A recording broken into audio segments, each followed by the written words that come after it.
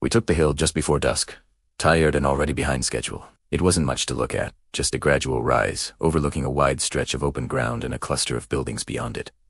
On the map, it was a reference point. In person, it felt exposed, like standing on a stage with too many eyes in the dark. We set in quickly, digging shallow positions, checking sectors, pretending the fatigue wasn't there. My legs ached from the climb and my shoulders burned under the weight of my gear. But once I settled into position, the discomfort faded into the background.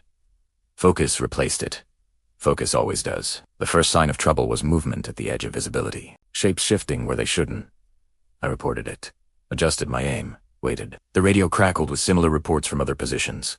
We all felt it at the same time. The hill had started watching us back. The shooting began with a single shot, then another, probing and deliberate. We returned fire, careful and controlled. The light was fading fast now, turning distance into guesswork. Tracers appeared briefly, carving lines through the air before vanishing. The sound echoed strangely off the slope, making it hard to tell how many there were.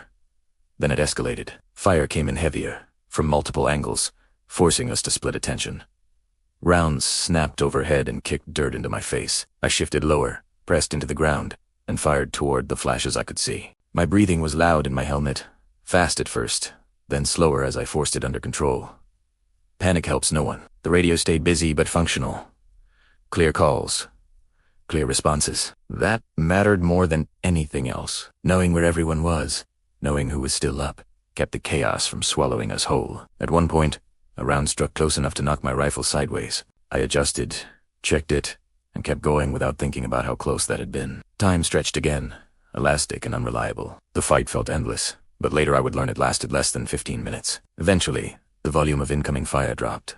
Then it shifted farther out. Then it stopped.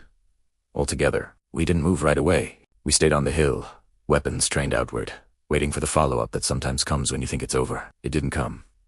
The night settled back in, quiet but tense. My hands trembled as the adrenaline drained away, and I clenched them into fists to steady them. When we finally stood down, the hill looked the same as it had when we arrived. Just dirt, rocks, and scrub.